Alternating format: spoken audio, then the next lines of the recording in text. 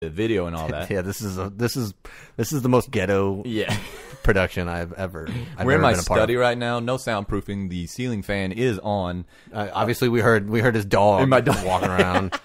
Oh, and the dryer was on, for the good was early the dryer part of the show. Yeah. So eventually, we're going to get this stuff together, and it's going to be awesome. Fantastic. All right, let's talk about some players real quick. Top 5 performances. Number 1 was Cam Newton. Dude, Cam Newton is a beast. That dude can ball. And it's a lot of that ground game. Like, I feel bad for the Carolina running backs because they aren't going to be getting any short yardage goal line carries. It's all Cam Newton. And did you see the one where he Supermaned? Yeah, over the goal line. Yeah, he's like 6'5.5", 200 whatever pounds, just flying. Yeah. He had 3 rushing touchdowns. That's ridiculous. 1 passing touchdown, 204 passing yards, 54 rushing yards, 27 receiving yards. Remember that? What? Yeah. I didn't even see that. It was like a reverse. It was a reverse. Then he went out and did like a kind of like a wheel route. To I don't remember who. I think it was Richard Goodman. Was that? Out of Texas A&M. Okay, yeah, good. Yeah, I can't remember. he was Had him on gonna, my team for a while. he was gonna take it, but he ended up. It was obviously a design play, but he passed it to Newton. He ran for 27 yards. Or he caught and run for 27 yards. He almost scored a touchdown there. Wouldn't that have been fucking? Dude, that would have been just perfect. Rushing touchdown, passing touchdown, receiving touchdown. Trifecta. Yeah, dude, he's going to be a high pick next year in drafts. Man, what a beast. All right. Next up is Aaron Rodgers. I mean, ho-hum day for him. That guy. I mean, shit. He 4 quick. touchdown passes. I think that was like I don't remember the crazy stat. He's had a bunch of games where he's had 4 touchdown passes. Mm-hmm. I think he either broke a record or tied a record for most games with 2 or something. It was 3. 3? Yeah, it's something crazy. He hasn't. Yeah, that's true. I don't think he's had a game this year where he's thrown less than 3, right? I think you're right on that. I'm going to check that while we're going over some more stuff. But yeah, I do want to real quick mention on him just how awesome he is. He, on that last drive, where they had 50-something seconds, and he threw that pass to Jordy Nelson. There's the backside fade off of his left foot, like that back shoulder pass where only Jordy could catch it. Just freaking ridiculous. Right, I was watching ESPN earlier today, and Eric Mangini was breaking down that play. Yeah, and how the Jordy Nelson made the corner table kind of like a stop and go low deal, wasn't it? Yeah, he sitting down. Sitting down. He was making the corner sit down, and he like paused it right as he was sitting, and he like drew a little chair with the little pen on the TV. Yeah, dude. And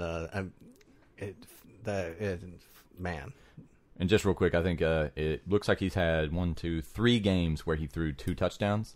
So I guess it's probably consecutive games. But here's Rodgers' touchdowns through week 13. 3, 2, 3, 4, 2, 3, 3, 4, 4, 3, 2, 4.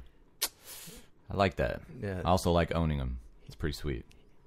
He's still 4 touchdowns behind Tom Brady's 2007 campaign. Are you serious? Yeah, Tom Brady has had 41 touchdown passes going into week 14, and he has 37. Wow, that's gonna be tough to catch. But he has a little bit more. Like the numbers are almost identical except for the touchdowns. And then Skip Bayless and his fucking infinite wisdom with all. I hate that guy. Oh, dude, he was cutting Aaron Rodgers down because what? He's such a fucking Tebow homo. Tebow homo. Totally rhymes. I mean, putting Tim Tebow and Aaron Rodgers in the same fucking sentence, it boggles my mind. Yeah, I tell you what, to be honest. What would be interesting to see is Tom Brady's stats through the last 4 games of that 2007 season, because they did go. They did go. What was it? Let's see. 16-0. They go 16-0. They went 16-0, and then that was the only loss was to the Giants, right? In the Super Bowl. So let's go career stats. Go ahead and move on. I'll get this. Percy Harvin, number 3. He had a couple monster catch and runs. Oh my gosh! And nobody gives my man Christian Ponder from Florida State any credit. I'm going to give him credit. He did make a couple of rookie mistakes with a couple of interceptions, but dude threw almost 400 yards passing. I mean, 3 touchdown passes. I mean, shit. What else do you want? Exactly. I think he is definitely if you're a Minnesota Brass, I think you're happy about, because a lot of people didn't like that pick. You're telling me, man. I remember watching the draft. So he got picked 12th, and I was shocked as shit. Yep. And then Walker right there too, and Yeah, it's and just then- like, what is going on? like fucking Minnesota fans were in an uproar Oh about yeah. it. But yeah, he looks good. I mean, of course, he's gonna make rookie mistakes just like any rookie, but he looks good. And Percy Harvin, man, when that guy's healthy, They need to utilize that guy more often, especially with an Adrian Peterson out. yeah. And we did mention that last week, although nobody would know that because YouTube is being a pain in the butt, and I'm having trouble uploading these daggone podcasts. But we did mention Percy Harvin was gonna go off simply due to Adrian Peterson being out and him being a crutch for Ponder. I mean, he does it all. He's Yeah. running. He does running back. He does fucking returns. I do also want to mention real quick, Dom. You said Tom Brady Aaron Rodgers was 4 touchdowns behind Brady at the same point. So through week 13. Right. Okay, so through week 13. Here's what Tom Brady did throughout the rest. We'll just say fantasy football playoffs because this is actually kind of interesting. Tom Brady, through most of his touchdowns, it was front loaded because, let's see, week 13. Tom Brady threw 2 touchdowns. Oh, here we go. Week 14, he threw 4. Week 15, 0. And then 16, he threw 3. And then 17, he threw 2. So, of course, Rodgers is going to have either all of his games are going to have to be 3 to 4 touchdowns. Damn near 4. Mm-hmm. But, I mean, he could probably do it.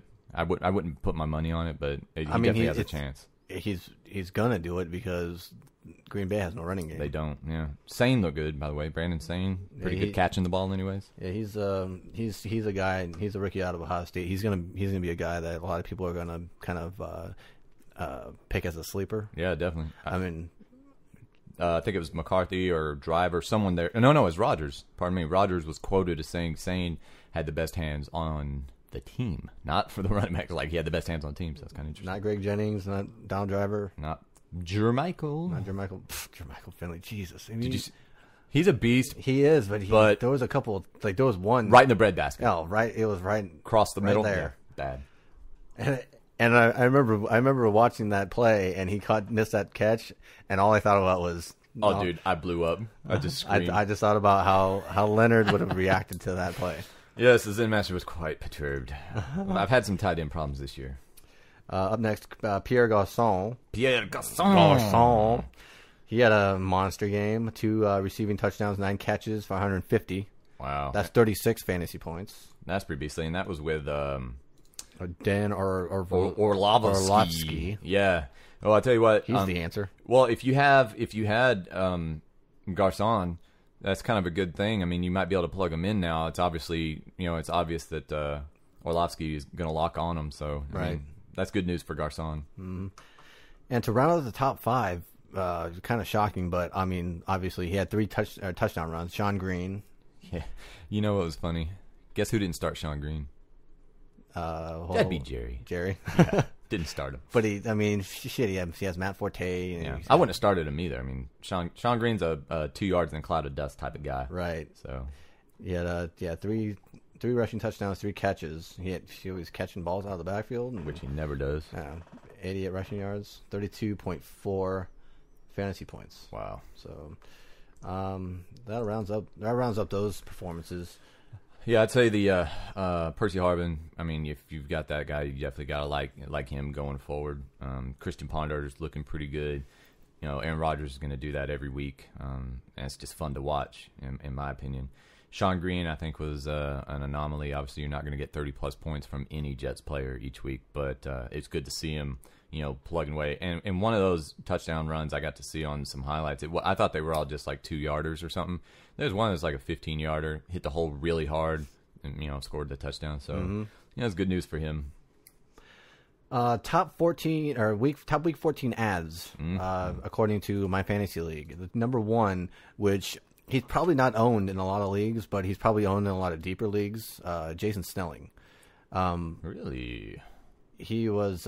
He's the top ad, obviously, because Michael Turner. He's got issues. Yeah, was he on our injury report, Turner? Michael Turner, no.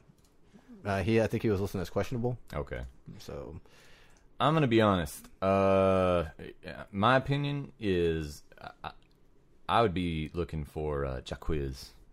I wouldn't be looking at Snelling. Jaquiz Rogers is. It seems like they're utilizing him as a like a third and long type of catch it out of the backfield type of back. And I think that's utilizing him wrong because Jaquiz Rogers is kind of like MJD light. You know, well, yeah, he's short and he's compact. Compact, got those quads of tree trunks. You know? Yeah, he's got fucking redwood legs. Exactly. And little known fact about him, I mean, he's been a blue chip guy ever since Texas high school. He broke a lot of high school records there in Texas, Oregon State. He was beast. He was yeah. So I think he's the sneaky ad more than Snelling, and I think and I tell you what. Atlanta's fighting for a damn playoff spot. I mean, hopefully they'll realize they need to play their best player because they are in serious trouble on not making the playoffs. Yeah, they're in the hunt. They say in the NFL and NFC wild card because there are other teams that have a leg up on them. Yeah, I mean the Dallas New York Giants. One of those two is probably going to get the wild card, and then. Who else is coming on strong? Oh, well, Detroit is just falling off of the map right now. Yeah, did you hear about the news today? Well, Ndamukong Suh had a car accident. Did you see? Yeah, did you hear how yesterday? This was yesterday, and then today, the two females that were in his car, one of them came out. Way to go, Ndamukong. Yeah, two females, right. One of the two females that was in his car came out today and requested that her name not be mentioned in the police report. Really? And the reasoning behind it that some people were speculating that was out of fear of retaliation from somebody, I guess fans. Holy moly! But yeah, he was driving a 1970 SS Impala.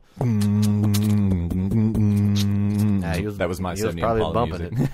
it. Is he from Portland? I was wondering what he was doing in Oregon. Apparently, he went to high school there. Okay. Here's the thing, though. What I read was that she came. Her statement was they were at a red light. Then Ndamukong, in Ndamukong fashion, stomps the gas pedal, floors it, and apparently, yeah, do you like that? Apparently, he just floored it, and they were flying, and the girls were freaking out, and he lost control. Well, the statement I read from him was that he was trying to either trying to beat a red light, or he was like trying to. Maybe I read it wrong. I don't know. Either way, he stomped. I don't have the news. He stomped his accelerator, right? Not unlike then an offensive lineman. Then wrapped around a tree or a pole or some shit like that, and there you go. That's what he does during his suspension time. Yeah, pretty smart. I tell you what, man, Detroit. I feel bad for him, but there's a problem with the culture there. Like Schwartz brings a good toughness and all that, but now they're starting to look like the Raiders. They're penalized more than the Raiders. The quote unquote bad boys of football, right? And it's okay to have that stigma because a lot of guys are, you go to the black hole, you got those crazy fans and stuff. That's a cool atmosphere and everything. Mm-hmm. But damn, I mean, it hurts the Raiders. The year in, year out, the most penalized team in the NFL. And now Detroit this year is one of the most penalized teams in the NFL. I mean, they had a chance against New Orleans. They really did. And penalties killed them. Yep. Absolutely killed them. So, yeah, they need to get their heads out of their asses if they're going to have a chance. All right. Number two, the number two most added guy, according to my fantasy, was Marion Barber. And yeah, we talked about him. Obviously, he's going to be the guy this week. Anytime you get a chance to get a starting running back, especially this late in the season, right. I mean, these are the type of things that carry people to championships. Probably, and I'm guessing, and this is another guy who is probably not very owned. Yeah, I wouldn't imagine so.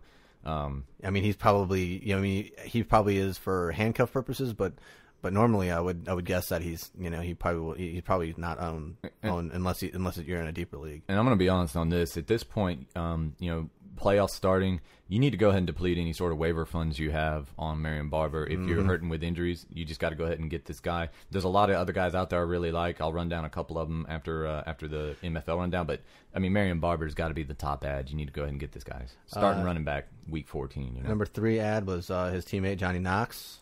He did look good. Johnny Knox looked really good. He did. But I tell you what, he's going to be held back by freaking Haney. I mean, that guy's not good at all. He's just really not. I know the Bears wanted to see him succeed, and hell, I'd like to see him succeed, but he's not good. Sorry. And then the whole story around them getting Brett Favre. That shit needs to stop. Stop it.